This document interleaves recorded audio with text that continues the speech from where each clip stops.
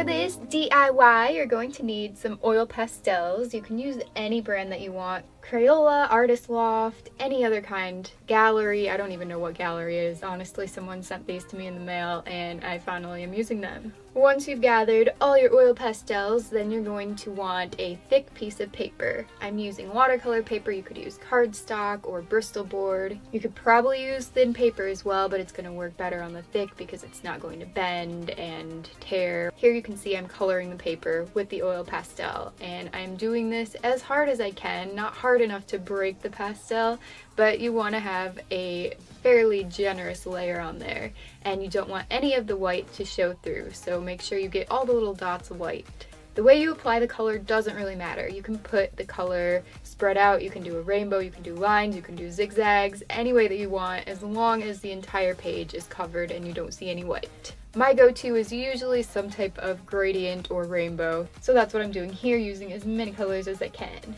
And I'm just switching back and forth between the two brands because they don't have the exact same colors, so that's why I got 2 packs at the store. I just didn't know what was inside, I guess. Here's how I did my first paper, and I also have a second one that's kind of blotchy and just has patches of colors all over.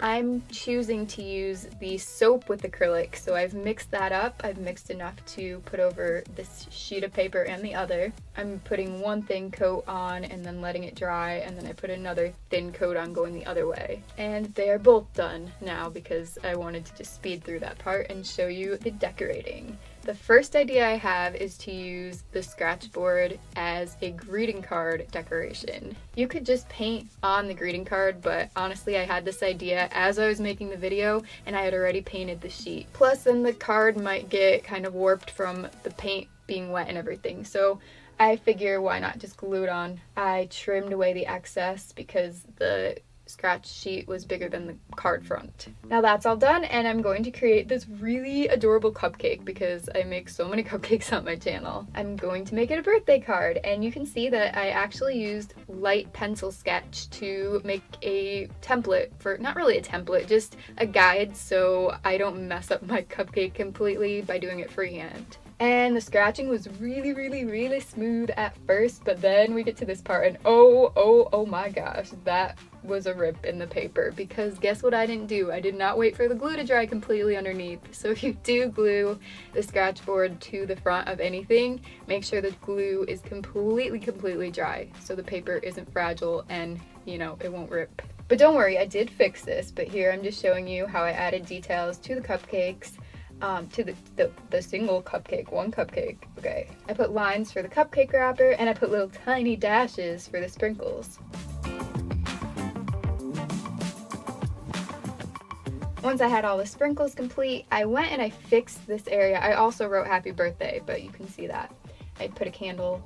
I'm bad at explaining today. Oh my goodness. So anyway, you can see I just took some more of the paint mixture and I also colored in the area of the paper that ripped, and you can barely tell that anything happened. So if your line gets too wide or just you do something you don't want to do, cover it back up with paint and it'll look like you didn't mess up. Happy birthday to anyone whose birthday is today, by the way, and happy birthday to all of the rest of us. The next thing I'm going to show you is just a simple piece of artwork. You could use this as a card front as well, but I measured the center of the paper, we'll found it with a ruler, so the dot was already there, and then I measured like an inch away from the dot in 4 different areas so it makes it cross.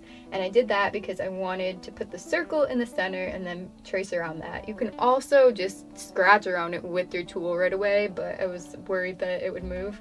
So here I am just scratching over the pencil line I made, and have told me in the past, like on my drawing with makeup video, and I didn't make a mental note to change the way that I pronounce it, so I don't know. I put some tiny circles inside and another circle inside that and then another circle inside that and filled that in. And then here, my hand has blocked what I'm doing, but I put kind of a flower petal shape all around.